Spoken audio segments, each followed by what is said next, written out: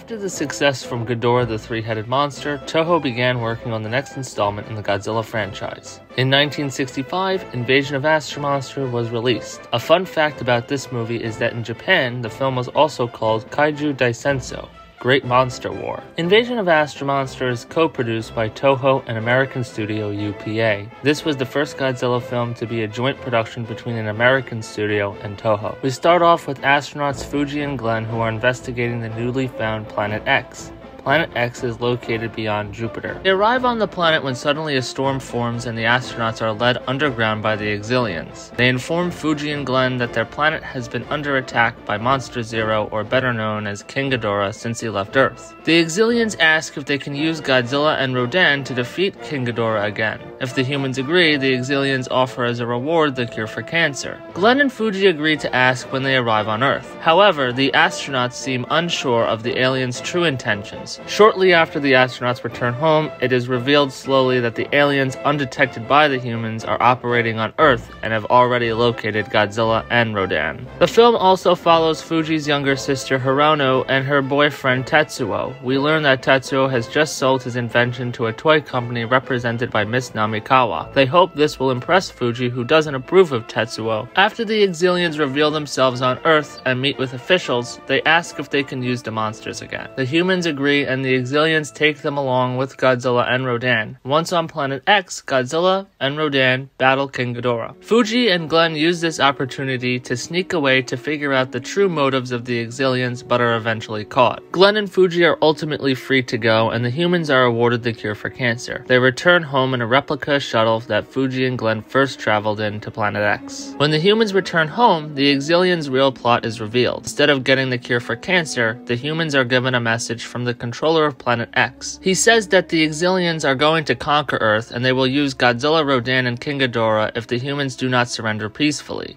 UFOs appear, revealing the Exilians are prepared to strike. It is also revealed that the Exilians had control of King Ghidorah the entire time and were merely tricking the humans. The humans end up breaking out in riots, which cause chaos throughout the world. The Exilians end up unleashing Godzilla, Rodan, and King Ghidorah to destroy Japan. At first, the humans are overwhelmed and the Exilians seem unstoppable. Thankfully, they are stopped by the invention Tetsuo had earlier sold to what he thought was a real toy company. It plays a song that the Exilians happen to find unbearable. This ends in both their demise and the control of the monsters. After the humans help break Godzilla and Rodan free from Exilian control, they team up and fight King Ghidorah one more time. Rodan picks up Godzilla and flies directly into Ghidorah. This causes them to topple off a cliff into the ocean. King Ghidorah rises and flees back into outer space. The humans celebrate the victory. They wonder for a bit if Godzilla and Rodan are alive or not. They ultimately conclude that most likely they had survived. I really enjoyed this very memorable cast. It's always great seeing Akira Takarada on screen, and he makes Fuji an unforgettable character.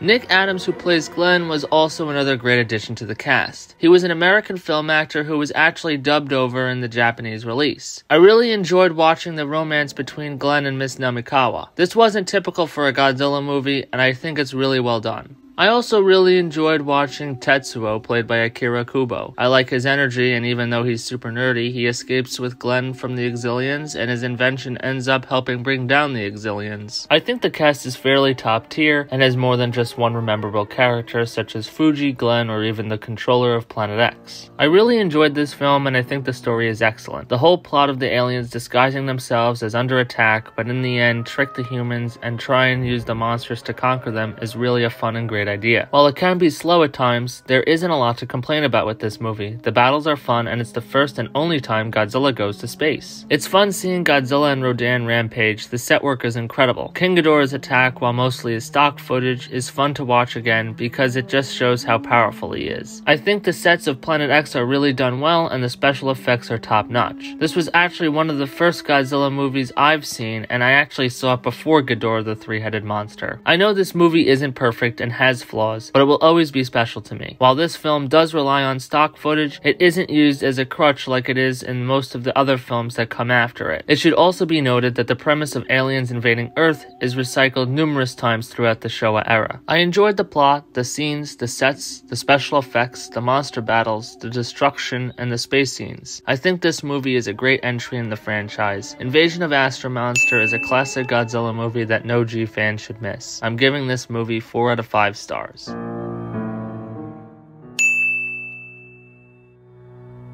Side note, if you want to learn more about Planet X and the Exilian race inhabiting the planet, check out this video. I'll leave it in the description.